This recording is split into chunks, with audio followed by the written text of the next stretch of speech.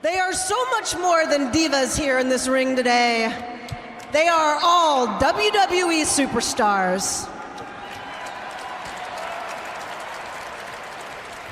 So it is with my great honor to let you guys know tonight, the winner of the triple threat will be the recipient of the first ever WWE Women's Championship.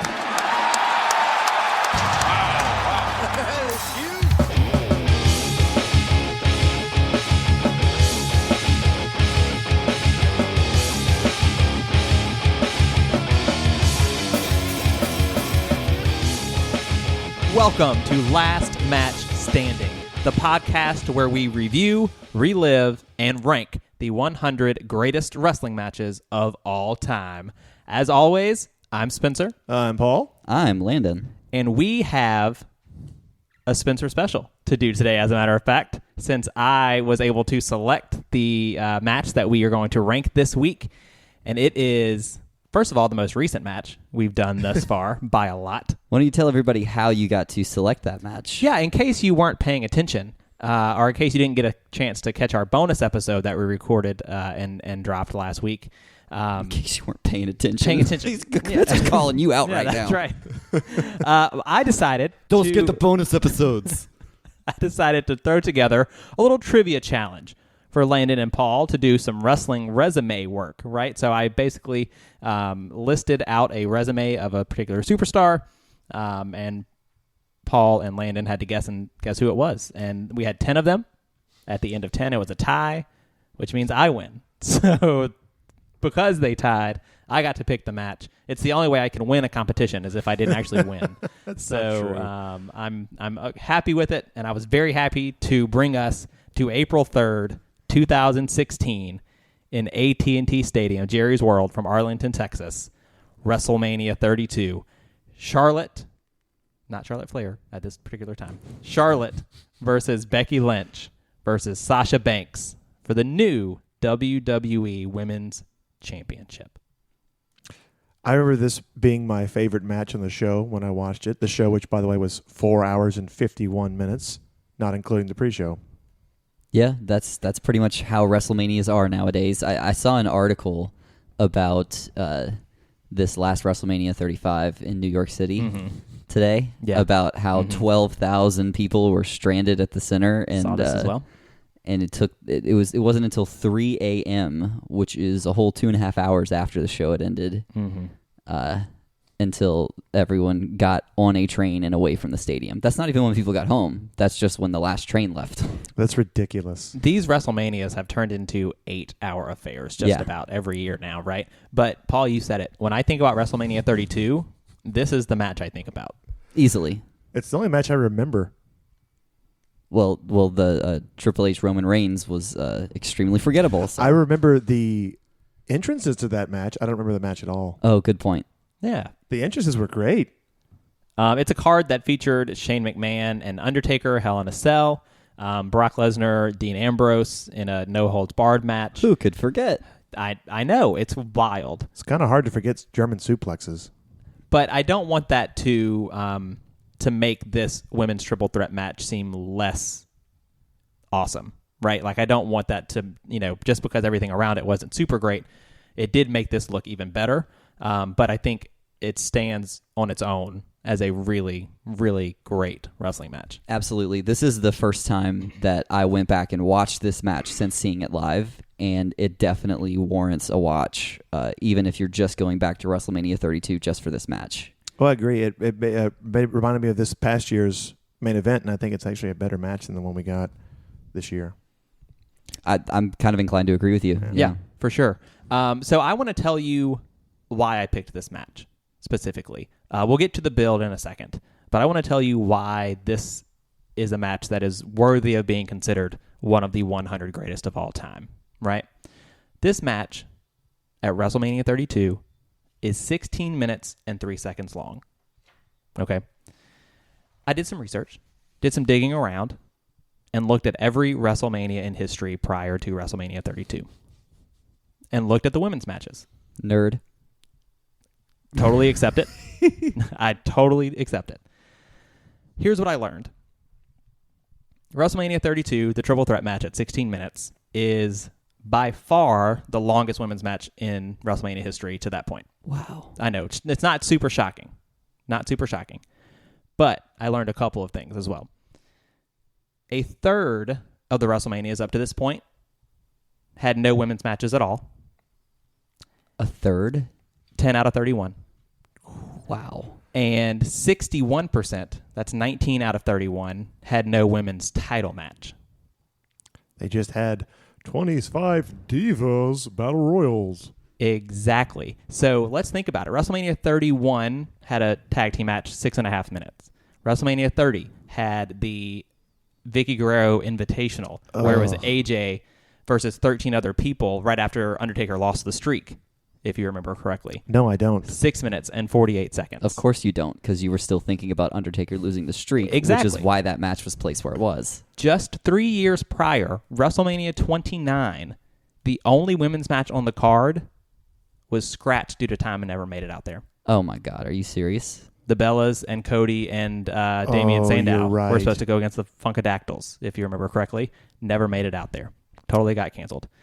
Before that, I mean, when you go between WrestleMania 32, the only important women's match on a WrestleMania card prior to that was WrestleMania 22, Mickie James and Trish. Because in between that, you had Santina Marella, you had 10 Diva tag matches, you had Snooki, you had Maria Menounos. Right. So you're having all this from WrestleMania 22 to WrestleMania 32 in those 10 years. Prior to that, there's really not a whole lot either before WrestleMania 22. There's a couple of moments, but the longest match you get is Wendy Richter in WrestleMania 1. That's 6 minutes long. Well, and I know WrestleMania 32 is one of the only WrestleManias where there were 2 women's matches on the card. Exactly. And now, obviously, WrestleMania 33, 34, 35, they've had multiple matches. But the reason why I picked this match and why I think it's so important, with Trish and Lita, we talk about how that match changed how you saw the Divas. They were not just pretty people anymore. They could wrestle. This WrestleMania, they are no longer just divas. They're superstars.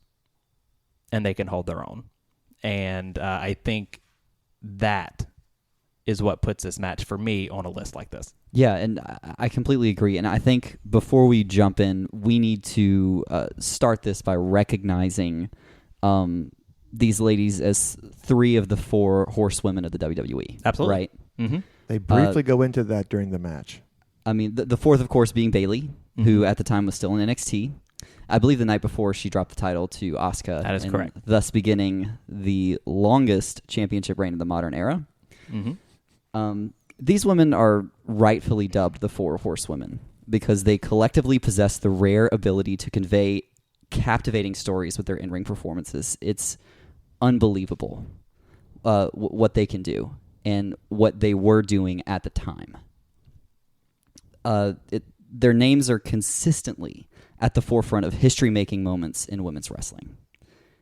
And I do want to point out that WWE is by no means the go-to organization for women's wrestling, right? Oh, no. At this time, I would say it's organizations like Shimmer, it's Stardom in Japan, that are leading the front for not only women's wrestling, but indie wrestling as a whole. Absolutely, yeah.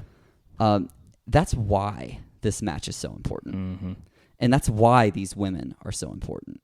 Because they're being handed the opportunity to make this happen now for WWE and for the largest viewing audience of any wrestling organization. And we've gotten some really amazing moments from these women, all because of the doors that were open from this match.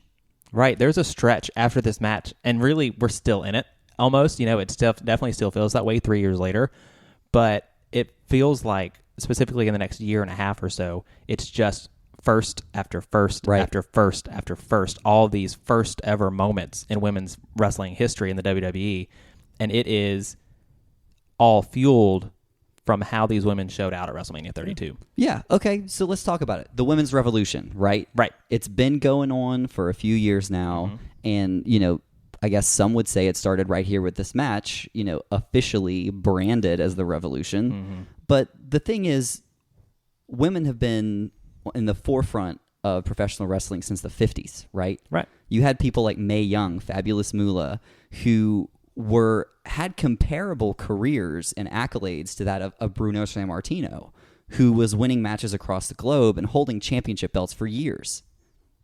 Women were doing that too. And they were seen as professional wrestlers. They would get in there and they would wrestle just like the men would. It wasn't until around the 90s when the Monday Night Wars were going on that sparked a bit of a shift in how women were perceived and used on television. It's not news, folks. Sex sells, right? Shocker. So in the 90s, when men dominated the television industry and their moral compasses were non-existent, female wrestling was nothing more than a ploy to get more men, particularly teens, to keep watching wrestling. And this meant that some of the greatest wrestlers in history, like Lita and Trish, were subjected to rolling around in Jell-O for 10 minutes or stripping down to their bra and panties, whatever was pulling in eyeballs to see and to keep people, the teen boys watching wrestling. Let's not forget the time the women's title was defended in a pool.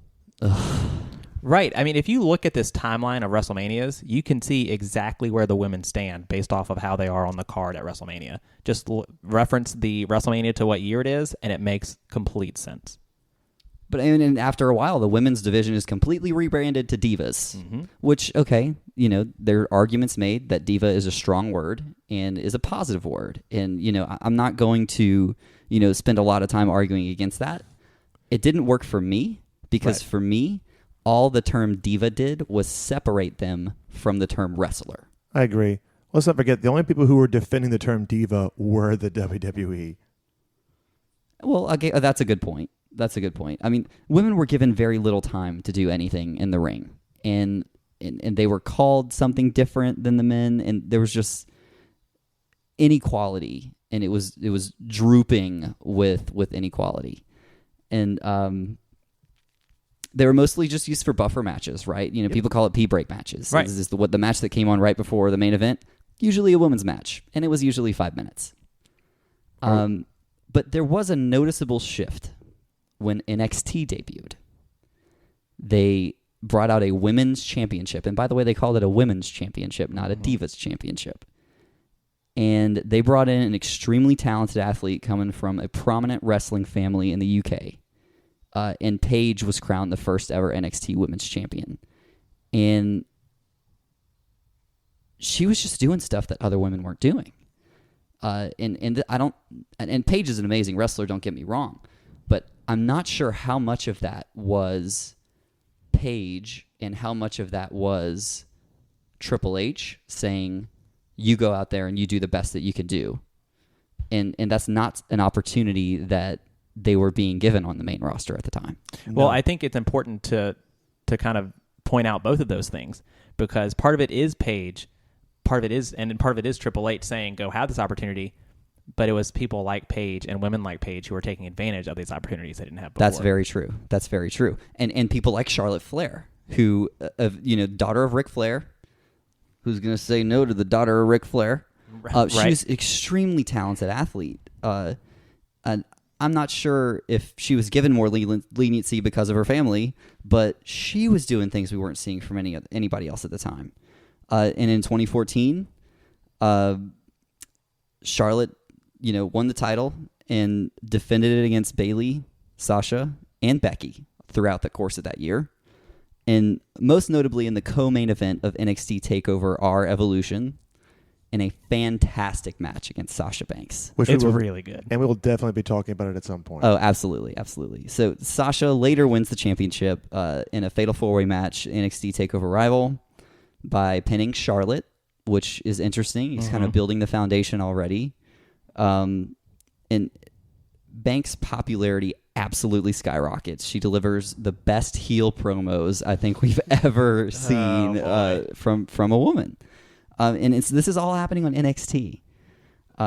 Becky Lynch, who at the beginning of her career was seen as more of a generic character, but eventually found her footing, established herself as a close friend of Sasha Banks, and eventually that led to an excellent match between those two at TakeOver Unstoppable.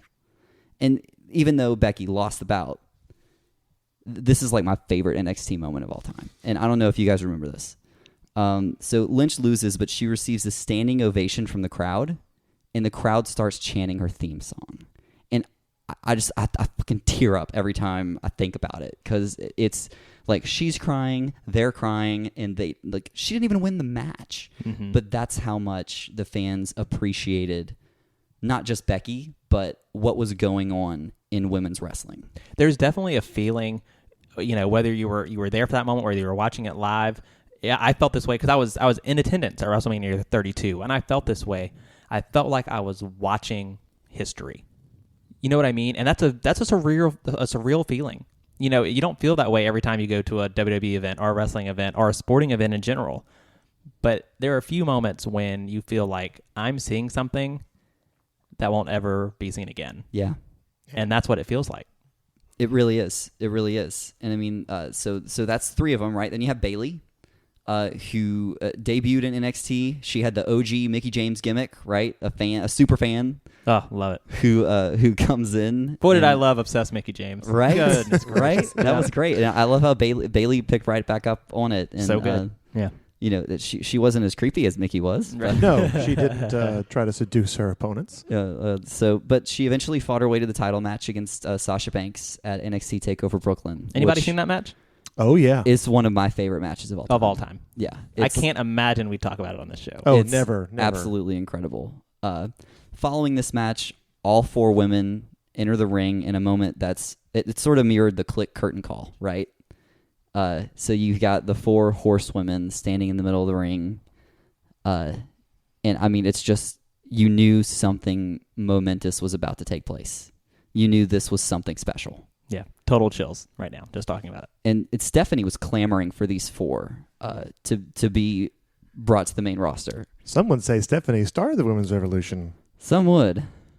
I think it should be noted that Stephanie McMahon should not take credit for the women's revolution. However, it was people like her in her position that did allow it, quote unquote, to happen. Was it going to happen regardless? Yes, probably so. But you need a talker, and she's the business side of it, so I'm fine with it. Well, and let's not only credit the four horsewomen for the women's revolution, right? You did have people like Paige and like AJ Lee who were on the main roster and that were doing their best to carry the division with no help from people like Summer Rae and the Bella Twins, who just kept dragging it down. And that's my opinion. I know there are people who love the Bella Twins out there. I've got a friend of mine who absolutely loves Summer Rae. That's great. I'm glad you enjoyed it. But when you've got the quality of wrestling matches that's going on at NXT, if I'm Stephanie McMahon, I'm clamoring for that kind of energy on my show too. Right. And it's not like, let's not make a point that the four horsewomen are, the saving graces of women's wrestling. In a lot of ways, I mean, they are the best thing that ever happened to women's wrestling in the WWE. But there were some women, like you said, Paige and AJ, huge parts of that. Never get enough credit for the two thing, like for the power that those two had. But you think about Beth Phoenix. Talk about somebody that was alone. Yeah, absolutely. In a division, right? You want to talk about right place, wrong time. You want to talk about a very sad moment? Go back and watch WrestleMania 27 when she walks out for her match against Snooki, and there's just no life in her eyes because she's clearly saying, "What the fuck am I doing here?" Well, and then who is she tag teaming with on that night is Lay Cool. Michelle McCool specifically was a good wrestler. Layla was an excellent good wrestler. So it's not like things were non-existent for the women for that 10-year stretch between WrestleMania 22 and WrestleMania 32. But regardless of how good they were, they almost never got a chance to showcase it. No, they were not allowed to do anything. So I know this is running a little long, but before we get into like the actual build, there are a couple of things about this match that are just so special. Mm-hmm. So 2 years prior, Charlotte is on stage in New Orleans for the WrestleMania 30 Triple H's entrance, right? Mm-hmm. And do you know about this? Mm-hmm. Yep. Triple H tells her, "You will be on this stage again." And I mean, just Well, Sasha's on that stage too. Yep. Sasha's there. It's Alexa Charlotte, Bliss is Sasha, there. and Alexa. Yeah. And then 3 years later, Charlotte gets to come out with her 3 male slaves carrying her. Right, right. A callback to that, Full which I circle. loved. But I mean, that just tells you, you could talk all day long about Triple H and the shovel and all that stuff, whatever you want to say. But, and this is something that he used recently kind of in his character on screen, is the destroyer and the creator. Because this second half of Triple H, to fuel things like this and to be able to tell Charlotte something like that is just awesome. I mean, it's just great. It's so inspiring, and we can't thank Triple H enough for what he's doing. Really, I mean, I wish he'd stay away from the ring and do more of this. Seriously, Maybe he won't tear his pec again. And another special thing about this moment for Sasha is, what was the building that this took place in, Spencer? AT&T Stadium, Jerry's World, if you will. Jerry's World. Yeah. So has that been there for a while? So it's relatively new. Okay. It's definitely in this decade. It was definitely, I don't remember exactly the year it opened, but it wasn't maybe 2 years before this. Okay. So this was definitely like the first chance WrestleMania had to get there, and they jumped on it because this is a building that when it was built, there was 2 things that were most important about it. One of them was the insane television monitor in the middle because it's the biggest one in the country. Oh, yeah. The second is the capacity. It can hold over 100,000 people. Exactly. And it's just a beautiful, beautiful stadium. So I saw this like mini documentary about Sasha Banks preparing for this match, and she's talking about her first WWE show, and how it's all led up to this moment. She goes out in the middle of the arena, and obviously this wouldn't have been the arena that she went to for her first WWE show, but she looks up at the top rafters and points to the last row. She's like, I was right there. I was in the last seat of the last row of the arena of the first WWE show, and now she is where she is. Fun trivia question about Sasha Banks. So according to this docuseries that I saw, Sasha Banks gets nervous before every match, and she barely eats anything. Any guesses on what Sasha ate prior to her WrestleMania 32 match? A Snickers? No, that'd be Charlotte. If you don't know, Snickers has sponsored WrestleMania for the past several Forever years. and ever and ever more, yeah. I don't know. What was it, Lynn? A banana and 6 egg whites. You guys didn't even try. 6 Wow. egg whites. I love a 6 egg banana. whites. I would never have guessed 6 egg whites. Huh. I thought that was an interesting bit of trivia. Okay, I got Yeah. one more. I got one more that's a little bit more interesting. Okay. So whenever Sasha was in gorilla position right before she went out, she was given a pep talk by this WWE legend. Let's see, 2016. Well, I know for a fact that Ric Flair was in gorilla position when she was. Yeah, that makes me want to but say I Ric Flair. don't think it was but Ric Flair. Ricky the Dragon Steamboat. It is not. Ricky Steve. And God, everything within me wishes that it would have been Eddie, because that would have just been the most special moment. We really can't dig deep into that. We just really shouldn't. Oh, we'll be blubbering idiots. Yeah, it would just be bad. No, Stone Cold Steve Austin gave her advice before the match. There's a beautiful shot of, he has, his hands on her shoulders, and he's just like right up in her face, and he's like telling her, "Look, you can do this. I believe in you." And you can't exactly make out exactly what he's saying, but you can tell it's a really special moment, and I feel like her performance really, really shows in that match. Like she's confident, and whatever he said, I'm glad that he said it. Yeah, absolutely. The gear for this match. Oh man. Her Eddie Guerrero inspired gear. Yeah, so Sasha comes out. She's wearing pants, which she never does. Like, she's wearing tights, and they have Latino heat on the back, and it is no secret that Eddie Guerrero is Sasha's inspiration. But to see her come out and pay tribute in her first ever WrestleMania match on such a big stage in such a big moment, we all would know what that would feel like. We all have heroes, right? And to be able to follow your hero and follow your dream and to reach that moment, it's almost indescribable. And for her to be able to wear the Latino heat, and then she does things in the match, which we'll get to. Well, she wore gear that was likened to the gear that Eddie won when he won his first WWE Championship against Brock Lesnar at No Way Out. Which Michael Cole does a brilliant job of talking about, as a matter of fact, during Sasha's entrance. That's a very rare Michael Cole compliment on this podcast. Don't think too hard about it. But Charlotte, this is, man, you're right, Charlotte. She's wearing this blue robe, and it's just great. It's just a really quality blue robe. She doesn't have her name on the back yet because she doesn't have a last name yet, but it's the same robe. It's parts of the robe that her father, Ric Flair, used in his last match at WrestleMania 24. Yeah. Which we will also talk at some point. I mean, does it not? I think it does say Flair on the back, does it not? I don't know if she ever turns around during the entrance. This is before she started doing the spin. Yeah, it's before. Okay. Yeah. Because at this point, she's just Charlotte. She's not considered Charlotte Flair just yet. Yeah, so a little bit surreal and just really amazing. Like the fact that she would use some of her father's robe to, come on. It doesn't get much better than that. And there's just a big match feel for this match. I don't know if it's the unveiling at the beginning of the show or it's just the equality, like it's finally there. The belt looks the same as the men's belt. The men's and women's champions are both going to be featured on the Today Show the next night. Right. So going into this match, we don't even need to really do the big build, right? We all kind of know how it happens.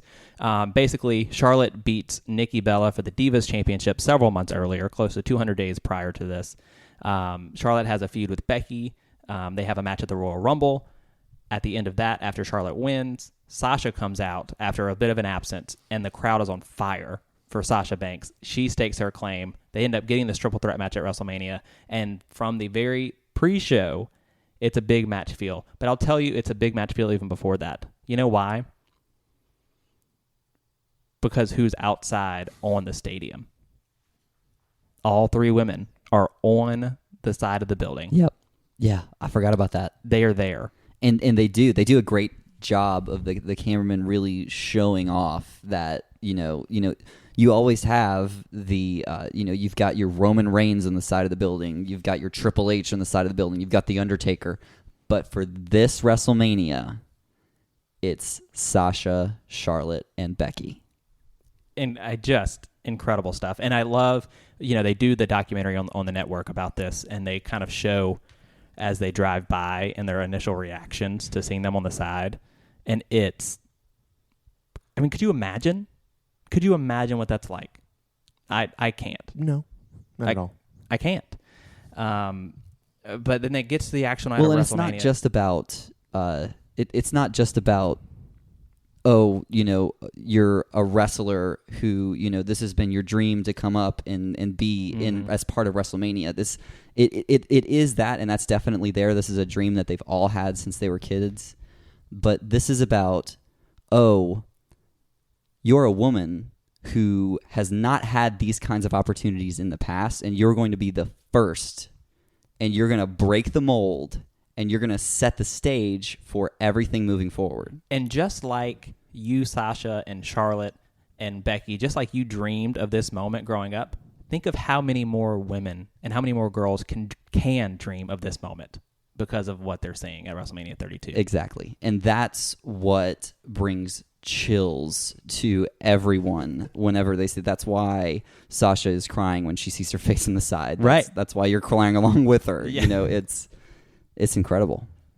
I completely forgot about the documentary, but now that you're talking about it, I do remember watching this. Oh, it's high quality. Yeah, it's really good. I agree. So, the fans are behind this feud. They are behind this match. They want to see it. They're ready for something new. So when they have the pre-show and they have Lita come out and unveil the new women's championship, the first ever WWE women's championship, by the way. Massive asterisk, first ever. First ever. Right. it just raised the bar that much more.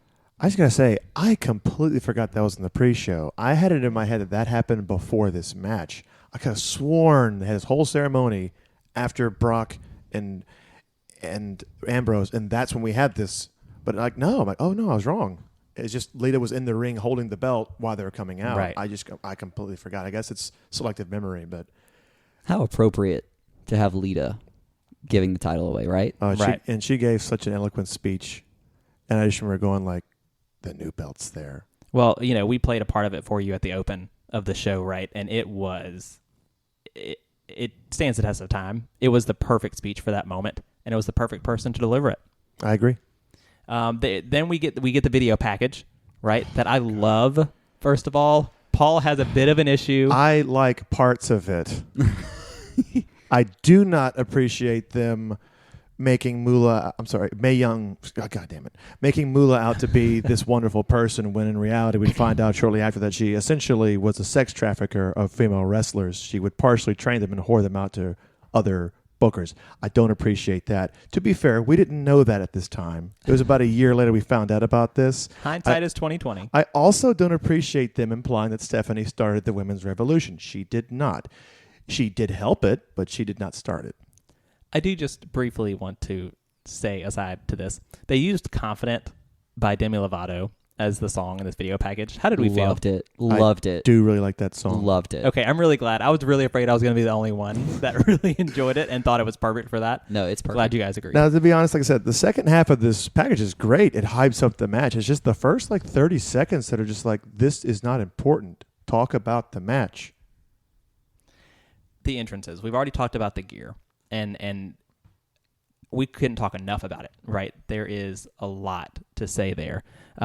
But a couple other things I want to point out in the entrances. First of all, Sasha gets Snoop Dogg out there, which, say what you will about that. WWE Hall of Famer Snoop Dogg. That's right. But Raven Felix is the girl that sings her entrance song. She does a fantastic job. She does a great job, but she's wearing a shirt. And it says, "Never underestimate the power of a woman." Really? That is the shirt she's completely wearing missed that. on the stage. Really? when I'm she's singing. surprised. Yeah. I'm so happy you mentioned that. Yeah, there you go. When Sasha enters the ring, they bring up the building again, right? And this is a great JBL line that he mentions while she's saying that. Cole mentions that Sasha cried when she saw herself on the building. JBL says, "She cried because she wondered why it took her so long to put her up there. She's the boss." A rare time where JBL is not bullying somebody. I love it. Yeah. Yeah. And going into this match, it is very, very clear Sasha Banks is the crowd favorite. Are we going to completely ignore Becky Lynch's awesomely bad entrance? It just was not given enough or as much care and attention as the other two. She was almost like a non-factor until the match started, and I did not like that. I didn't remember it that way. I feel like Becky was treated as the, redheaded stepchild, no pun intended. Well, speaking of her red hair, did anybody else just despise the ridiculous the extensions she had in this match? They were so distracting. It was odd. I don't think it really went with her whole steampunk gimmick at all. It looked like more of a, Native American, I just woke up on the wrong side of the bed thing. I hated the steampunk gimmick. I'm so happy when she came back recently as the Man, and she's just like, she's not wearing hair extensions. She's not doing a stupid gimmick. She's just being her badass self. Yep, she's Becky Lynch. I have her in pre-The Man Becky comes out with terrible hair extensions. And I hate the steampunk look. So this sets up, just to kind of finish painting the picture for you, the three of them are in the ring. Lillian's announcing them. Lita's standing there with the belt. We have Michael Cole, JBL, and Byron Saxton on commentary. And I will give either one of you $1,000 American dollars if you can name the referee. I was hoping you could tell me because I could not find out who this guy was. I wish I would have paid attention because I could really use that $1,000. $1,000 American dollars. They don't mention his name. I have no idea who he is. He's a guy who, first of all, has been around a lot longer than I thought, because I didn't even realize he was around then, because he's still around. His name is Dan Engler. I never would have guessed that. I should have guessed. Well, a lot of times for the championship matches, they'll say, referee, Billy Silverman. I don't know. I don't think they said it because it sounds like he'd be your accountant. They didn't. They did not show the referee. when they're coming out, they show Lita holding the belt, which is appropriate, but I like knowing who my referee is. I like knowing who to shout out whenever they're not paying attention because there's a distraction on the apron, or they're giving a 5 count when there is no 5 count because it's a triple threat match. Oh, I want to know who to shout at. Absolutely. There was a period of time where I watched pro wrestling with a bad call brick next to me at all times, and I'd throw it at the TV. I love it. I love this. That was a fast count, Chad. Damn Chad Patton. Dan does a pretty decent job throughout the course of this match, but that's besides the point. We get to the match, and these women show out from the beginning. I agree. I just put down there's no friends in this match because they immediately start beating each other up. Right. You know from the get-go that it's not going to be Sasha and Becky versus Charlotte. It's not going to be Charlotte and Sasha, igniting their feud. It's all three of them, and they are, from the jump, all over it. It's an incredible opening segment because you see this a lot in singles matches, particularly when it's on a big stage. They do these series of near pins and reversals, and you usually see it one-on-one. Yeah. But it's very rare you get to see this done with 3 people, and they pull it off really well. Oh, yeah. I was going to say, they do briefly tease the Sasha and Becky versus Charlotte for about 10 seconds, and then they start hitting each other, and then we just get... It's like a minute straight of just chain wrestling, reversals, pin attempts, kick out, reverse into their pin. And I'm like, whoa, okay, here we go. These women are here to prove a point right now, and I love it. Right. It's a really fast start. They're not messing around. And then to solidify that, Sasha Banks hits the first sort of bigger move in the match when she hits the sort of top rope. She jumps onto the top rope and does the Hurricanrana. Yeah, top rope springboard Hurricanrana. I'm like, holy shit. And of course she does the Eddie, kind of taunt Viva La Raza sort of thing afterwards, and you're just like, it's her night. And that's then what JBL you're thinking. even shouts Viva La Raza after she does it. Right. Well, and by the crowd reaction she gets, it really feels like it's her moment. Mm-hmm. It's like one of the loudest pops of the night at this point. The only pop that was louder than this match was Stone Cold coming out to beat up the League of Nations. That's the loudest pop of the night. This is the second loudest pop of the night. Hold on.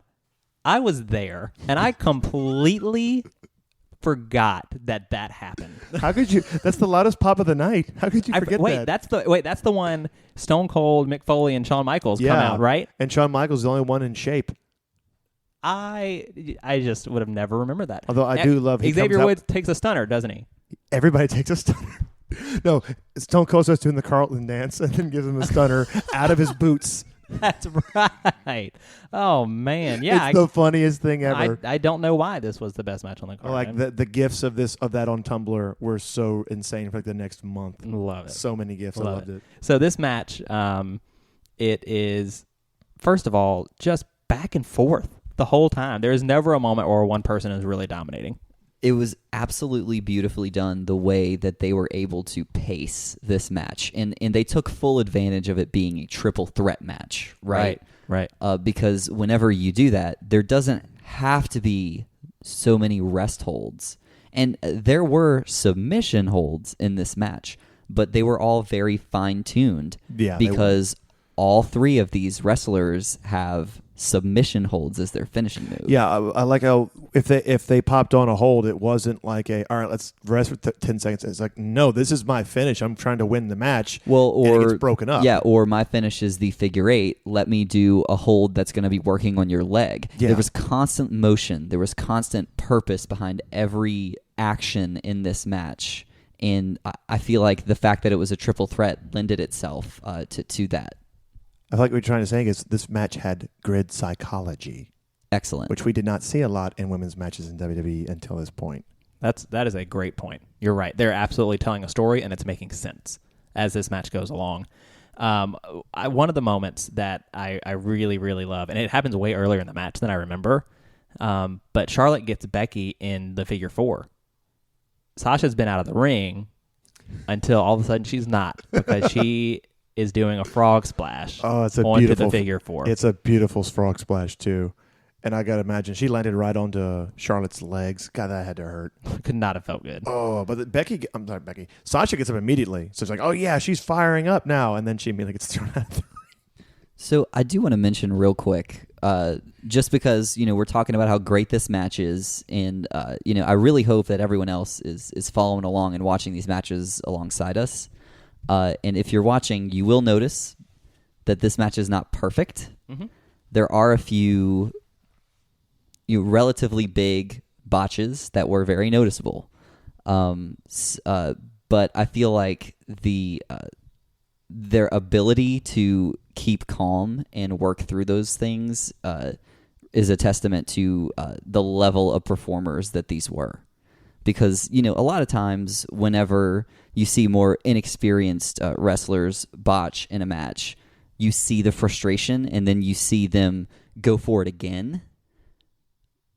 But whenever Sasha tried to hit the sunset flip and kind of totally missed, they just kind of moved on with the spot. And so it's easy to forget that it even happened in the first place. Right. Yeah, we've seen it from men and women. We still see it all the time when something doesn't go right and they panic and they just about freeze in the ring. And that doesn't happen. That's a really great point because it isn't a flawless match. No. Like, none of the matches we're going to talk about are going to be flawless. So maybe that wasn't the most beautiful thing we've ever seen, but I'll tell you what was the most beautiful thing I've ever seen was Becky Lynch doing an arm trap reverse DDT. When's the last time you heard the phrase arm trap reverse DDT? Maybe in a Taz match? I don't know. Right? It was gorgeous. Good point. And I'm actually glad you said that because there is a moment here where you realize Becky is lighting it up. She's on fire. She's straight fire, if you will, right? She out-wrestles both of them in this match. And Paul, you said that Becky was an afterthought going into it in a lot of ways. She has her working boots on tonight because she out-wrestles both of them. Well, commentary proves that point because they say halfway through the match, man, Becky Lynch has been impressive. Yes. As if they're surprised. Yeah, I really think that she had a massive chip on her shoulder because most of that pre-package is about Sasha and Charlotte. That's a great point. She is not mentioned a whole lot during that. She's mentioned when all three of them came out on Raw to beat up the sorority sisterhood. What was that? The submission sorority. Submission they sorority. Had to change Thank that you. name. Anybody remember that? No. Yeah, they were in the submission sorority, but that was an adult website. They had to change the name. Oh, no. Also, the initials are SS. Anyways. And you're Googling it right now. Yeah, we'll hold 5 seconds. And sorry you had to see that. Yeah, you're right. Becky totally responds to this chip on her shoulder, and she shows up and is phenomenal throughout the course of this match. Yeah, she breaks out some chains wrestling spots that are impressive. Like at one point, she does a German suplex, and then she does not let go, and then she does a pump handle uranagi. And I'm like, good Lord. When's the last time you've heard the phrase pump handle uranagi? Well, we didn't hear it that night because Cole called it a rock bottom. Well, The Rock does come out and beat Eric Rowan in 6 seconds right after this, so. But no, really, it's a testament to how creative Becky Lynch is. Like, she is a real wrestler's wrestler.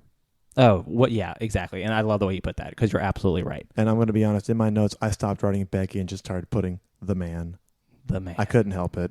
It's shorter than writing out Becky Lynch every 5 seconds. I'd also like to talk about how well Charlotte was selling everything in this match. Oh, yeah. So early on in the match, Becky is working Charlotte's arm, obviously. She wants to get her to tap to the disarmor a little bit later. And then Charlotte's able to get Becky Lynch in the figure 8, but she can't lift up like she normally can. Because the arm has been worked over. Exactly. That is called ring psychology. And it's really impressive seeing that from someone like Charlotte Flair, who has not been in the game very long. No. This is all of their first WrestleManias. Yep. I mean, that should not be forgotten at any point. This was all of their first WrestleManias. And you're right. She can't turn the figure 4 into a figure 8. It's just the figure 4, which is still brutal. But but the point is that the damage is seen. You can see what's been happening, and it's not a case of this limb damage that is irrelevant. Like this no sell that we've seen kind of a lot. Yeah. But we shift into one of my favorite moments in the match where the boss does a suicide dive to Charlotte on the outside, and it's beautiful. And then Ric Flair is looking on in amazement, and then he gets a suicide dive from Becky. In the final bump ever taken by Ric Flair in WWE. Well, the final wrestling bump taken by Ric Flair. Ooh.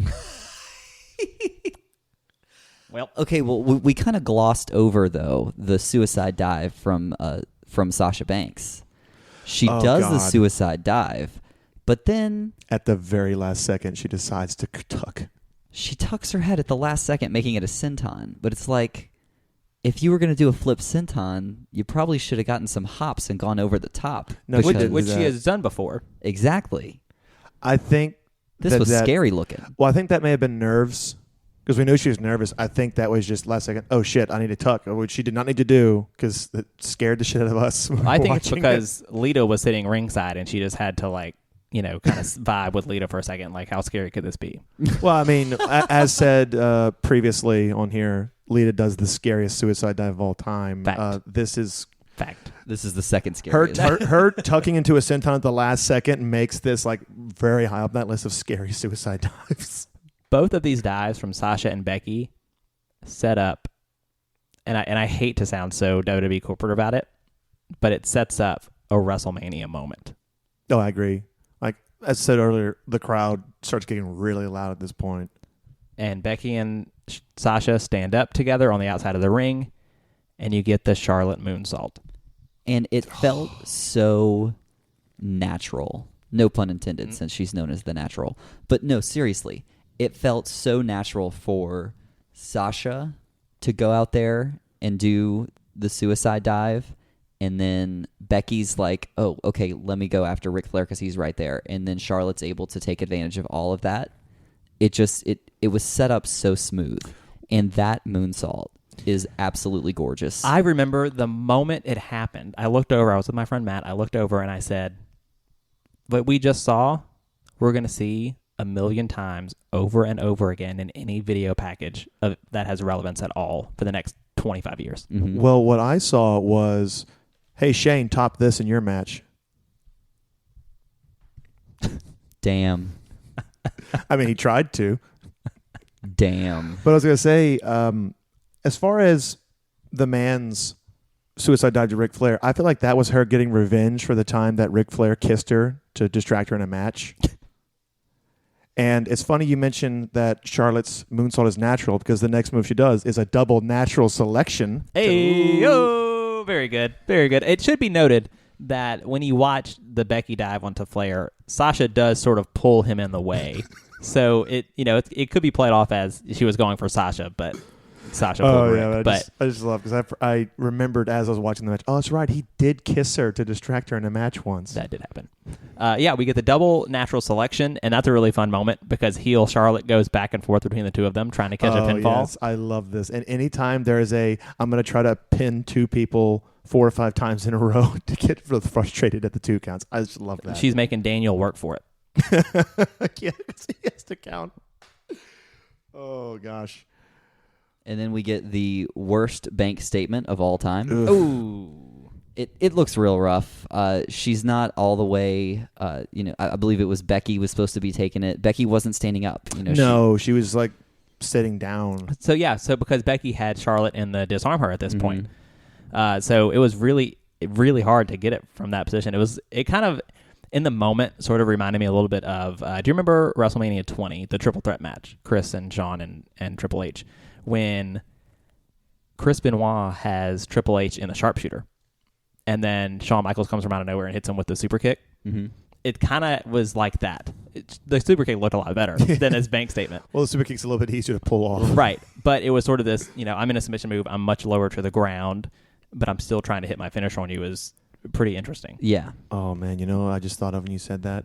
Do you remember the time on Raw where Jericho has John Cena in the this Walls is of bad Jericho? too. Yeah. And Randy Orton goes to do a bulldog and he misses. Yeah. And he has to do it again. Yeah. That Speaking of botches that look awful because No, that's a botch because Jericho looks like, what the hell are you doing? Oh, shit, I meant to take that. And then he just does it again. Right. I don't have a super big problem with the bank statement. It's not pretty, but what I like about it is that it actually goes on to be a figure 4. Charlotte puts Sasha in a figure 4, so they have a really fun moment between the three of them where they're switching each other in and out of their own finishing submissions. Exactly. It's a unique thing that you can only do when you have 3 athletes in there who use submissions. Oh, I agree. After this, we get my second favorite spot of the match. Charlotte attempts to give Sasha Banks a powerbomb, which once again, a powerbomb has been used in every match we've reviewed, except for this one, because the powerbomb gets reversed into a Hurricanrana attempt, which is blocked. Little Paul fact. I liked it. It's blocked. Yeah. Charlotte picks her back up for a powerbomb and then turns her around for an electric chair drop. But before she can do it, they both get top rope drop kicked by the man. And they all hit the ground like a bag of rocks. And it's awesome. And so it's awesome, but I was really looking forward to that flip over Hurricanrana that we were going to see. Oh, yeah. She almost gets it. She almost gets it. It's blocked at the very last second. I almost feel like, until you mentioned there's a lot of botches, like, really? Because that was, oh, wait a minute, maybe that was a mistake. You know, another thing we haven't discussed with this match, and something that we could only get from the three people that were in the ring, was the diverse, colorful hair that we had flying everywhere in the match. Well, let me be totally honest with you. I will make no secret about it. I love Sasha Banks' hair all the time. Oh, me too. All the time. Sometimes it's that really dark purple. Sometimes it's closer to pink like it was. You know, Spencer, I think you could pull it off. Don't tempt me. You have, haven't you? Let's not talk about it. I just get some purple extensions to look fine. Right. But you're right. It is. Don't you tempt me. It is vibrant, if nothing else, between Charlotte's blonde hair that goes all over the place. Charlotte loses hair in a match like no one's business all the time anyway. Because she's wearing extensions. Well, yeah, but Becky's losing. It's too much. It's a whole lot happening. Yeah. So Charlotte with the blonde hair, Sasha with the pink hair, Becky with the bright orange hair. There's such a great contrast, and I don't want to because it sounds like I'm sucking up if I say it's telling the story, but it added to the match for me. They're characters. Yeah, they're characters. Three very distinct visuals, like when you're looking at them. We get to another really awesome moment. So it's been a big build, and then all three women, it's sort of like the stalemate in the middle, and like towards the end of the match, where they're all just chopping each other, yes. and they're punching each other, and they're throwing forearms, and they're throwing whatever, and it leads to a spear on Sasha Banks from Charlotte. And you're thinking, here we go. Like, Charlotte's going to get away with it. And Sasha's going to be the one that loses. And Sasha's the one that everyone wants to win. But then we actually get this really, really cool spot from the corner. Paul, do you remember which one I'm talking about? If you were referring to the man hitting a top rope exploder suplex to Charlotte, then yes, I know exactly what you're talking about. While Sasha Banks is tied in the Tree of Woe? Absolutely. And I'm like, ooh, this is scary. I believe the Bexploder is a Taz capture suplex, whereas this was a fisherman suplex. It was a little fisherman bit suplex, but Michael Cole says Bexploder, which he is does. One of the many, many times he calls the move incorrectly. Michael Cole calls moves incorrectly. What? Well, he doesn't say chairs or stairs, so this changes my life. But no, okay, so I feel like the corner move, although I love a fisherman suplex, and it's very rare to see one off the top rope, I feel like there was a missed opportunity here. Because if you remember, while she does that, Sasha Banks is tied in the Tree of Woe underneath them. Mm-hmm. And this is when I thought Sasha was going to use her beautiful abs and rise up and German suplex Becky off, and Becky would still do the fisherman suplex. So she would launch both of them off, and then that would set up Sasha crawling to the top rope and doing the frog splash for the win. I thought that was going to be the finish of the match. I had it in my head, and when she didn't rise up, I was worried that maybe Sasha wouldn't win. Now that you've said that, now I want to go back in time and be like, hey, you need to do this right now. I don't care what they told you to finish it. You're doing this because it'll be like the greatest moment in the history of wrestling. That should have been the finish. Had Sasha been the winner, absolutely. I completely agree. But instead what we get is Sasha gets lynched in the bank statement. Charlotte Flair comes back from the outside very quickly. Oh, yes. Tosses Sasha out of the ring and puts Becky in the figure eight. And then Rick will not let Sasha back in the ring.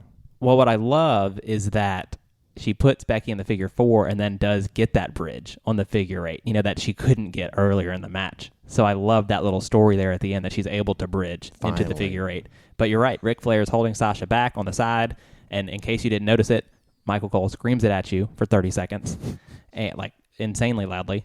But then Becky Lynch taps out. Charlotte Flair is your WWE Women's Champion. And, no shade on Becky at all. I absolutely love Becky Lynch. That was the weakest tap out I've ever seen. I am so glad you said something because, man, every time I watch that match, because I have seen it several times, I just think, why is she not just absolutely like hammering the match? She is not selling the tap out at all. And she shouldn't. Because I feel like, as I said before, she was an afterthought in this match. And I feel like that maybe she shouldn't have won the match, but I do not think she should have been the person pinned or submitted. But, okay, so we'll talk about, the fact that everyone in that building was so pissed in a minute. But let's pay credit to the work that those 3 wrestlers did because it felt like a wrestling match. Yes, it was not overly motivated by anything other than being who's going to be the best wrestler in the ring tonight and who's going to walk away the first ever WWE Women's Champion. Because a lot of times, and Vince Russo will tell you that, the match wasn't great because we've seen all 3 of these wrestlers wrestle each other before. And a true great match is the Shane and Undertaker match because they didn't even touch each other before the show. And that was all storytelling that led up to it. And so it was a big deal when they got in the ring together. And you know what, Vince Russo, you're right. But this match was such a great, actual performance between the 3 competitors in the ring. I didn't care how many times I had previously seen them. They told a meaningful story with the moves that they did and the psychology that was in the ring. I would watch it 1,000,000 times over. And more importantly, they didn't have to jump off the Hell in a Cell for the fans to give a shit. You're right. 2 things I want to say about that. One of them is we knew Becky and Sasha and Charlotte before this match ever happened because we followed it, and we followed NXT. But a point that gets proven over and over again is the gap between people that watch NXT and people that watch the main roster on WWE.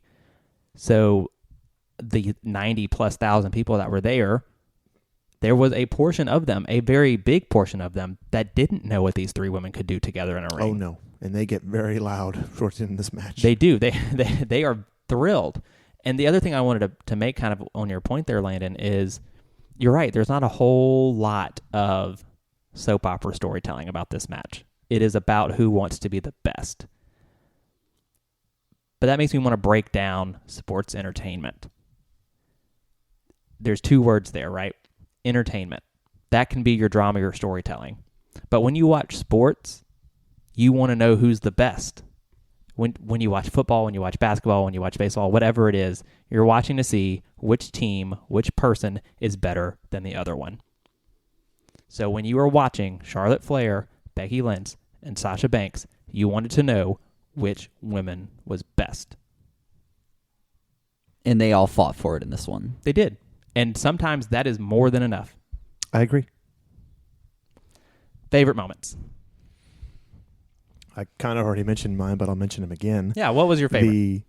The 2 suicide dives, most important, the suicide dive to Ric Flair and the fisherman suplex off the top rope. Yeah, I mean, I think my favorite moment being right after that, the moonsault from Charlotte is incredible. And it's almost more importantly to me a hat tip to Lita, who is giving that title away. And I did kind of put honorable mention in as far as that one goes. But I did point out that I may have thrown a little bit of shade about Stephanie McMahon trying to insert herself into these roles sometime, but she did not have anything to do with this match. That's very true. Yeah, she wasn't a commentator. She wasn't a ring announcer. Nothing. You're right. Where the next year, she was all over the big women's match, and I did not like it. Mm-hmm. And I'm like, why are you here? If I had to pick a favorite moment, it's probably the moonsault. Followed very closely by the frog splash. Oh, yeah. Yeah, I just love both of those things, and I love Sasha Banks so much. This whole match, all three women, I think that, I sort of have become branded as the person on this show that is the women's wrestling fan, that sort of has those moments and is kind of the bigger supporter. But I wasn't until this match. It's not like I grew up and was a fan of Maurice and Melina all day long. Like I wasn't, for a lot of reasons. But I had to think about wait, no, not really. But it was performances like this that inspired me and made me invest. And those two moments, the moonsault and the frog splash, were really, really cool. I do have to say though that it shows how good a match is when you're like, oh yes, I forgot about that moment because there was these moments were also so good that you have to go, oh my God, you're right, that was great. For them to have so many moments where you can either forget or have to remember, just goes to show, once again, just how good of a job they did. I didn't forget about the frog splash, but it was just, but this and this and this and this and this. It was nonstop action from it really bell. was. All right, so we know it was a great match. We've talked at length about how much we enjoyed it. But is it the last match standing? And this is going to get so interesting now, right? Because every week it's going to get a little bit more difficult to rank because we have 5 amazing matches already up there. Yeah, so just to break it down for you, in case you don't know where we stand, in case you haven't checked out our ranker page, right now it's coming in at number 5, Triple H and Cactus Jack from Royal Rumble 2000. Number 4 is Eddie and Ray from Halloween Havoc. Number 3 is That Lita and Trish main event from Monday Night Raw. Number 2 is Bret Hart and Steve Austin, what I thought was going to be the perennial number 1 the entirety of this podcast. That comes in at number 2. And then number 1, HBK and Triple H from SummerSlam 2002 unsanctioned. So where does this one fit in? Well, none of those 5 matches has Stephen Amell in the front row. That's a great point. How long has it goes been? up? It goes up at least one spot just because of that. I was timing it to see what time we'd get a Stephen Amell reference. That's awesome. An hour and 1 minute. Oh, I was going to bring it up earlier, but no, it's not appropriate. It's not appropriate, but I have to say it now. Good timing. I think you waited just for the right time. 61 minutes. Great, Paul. Okay, Paul, where would you rank this? Ooh, this is hard. I would rank it above Lita and Trish.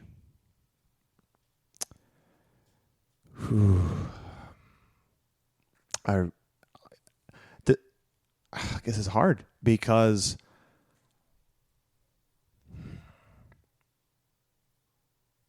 I'm going to say, for me, I personally enjoyed this match more than the submission match. I don't think it is a better match, though. So I will confidently say, for me, this is number 3. Okay. So the reason that Trish and Lita is number 3, the reason that the Trish and Lita match went above the Eddie versus Ray match, for me, was because of the impact it had on women's wrestling as a whole. For me, this match, while incredible and obviously impactful and meaningful for women's wrestling going forward, isn't as incredible as the Eddie versus Ray match for me. There were some great moments, but I would have a really tough time putting it over Eddie versus Ray. For me, I would slide this match in as number 5, pushing Triple H and Cactus Jack to number 6. Okay, That's fair. So that has Paul pushing it at number 3 right now, right? Paul at 3, Landon at 5. 3 women, match number 3. Yes. Here's my thing with this match. It's one of my favorites. It was the match of the night on the biggest night of the year. It is a match that had the women had an opportunity that they had never had before, and they proved that they deserved it. They earned their spot, and they deserved it. However, this match does not happen if Lita and Trish does not happen first. Years before. So I'm going to split the difference between the two of you. And I'm going to say fourth, right behind Lita and Trish. Okay. I think that's very fair to split the difference. We've all kind of, stated our case. And, I think the more I think about it, the more that sounds very right. Because of the legacy that this match has had and will continue to have for women going forward. I think number 4 right under Lita and Trish sounds like a great spot for this match. There you go. There you have it. This was hard. It's only going to get more difficult as we go. Oh, just wait. It's gonna. What's going to be a really interesting one is the one we have for you next week. So we'll get there. But first of all, thank you for your time. We really appreciate it. If you stayed along this whole time, first of all, I hope you're going on a road trip somewhere fun. But more importantly, review us. Just like we're reviewing these matches, if you're listening to us on Apple Podcast or Spotify, wherever, feel free to review us. We'd love that. Follow us on our Facebook page, on our Twitter. That's at Last Match Cast. You can also email us if we messed up, because I'm sure we did. Or if you have any match suggestions, we would love to do any suggestions that you have for us. You can email us at lastmatchstanding@gmail.com. And also the ranker. This list is getting harder for us as we go. It's going to get harder for you guys as well. So definitely join us on the ranker to rank it yourself. Yep, ranker.com/lastmatchstanding. The last time I checked the ranker match, it's actually very different from our personal list. So I'm interested to see how it changes going forward. Yeah, I think our number 1 is pretty much on the mark, but I think everything under that is kind of constantly shifting based on what you guys think. So we'd love for you to please keep letting us know what you think about the podcast, about how you would rank these matches, and we're looking forward to next week for sure. You know what I love so far about our list, and it's only going to keep getting better, is that all these matches are so different, and that's what makes it so hard to rank. Yeah, but that's what makes our ranker page so kind of diverse. Very interesting. Yeah, absolutely. But like Landon said, can't wait to share what we have for you next week. But until then, I'm Spencer. I'm Paul. And I'm Landon. And this is Last Match Standing.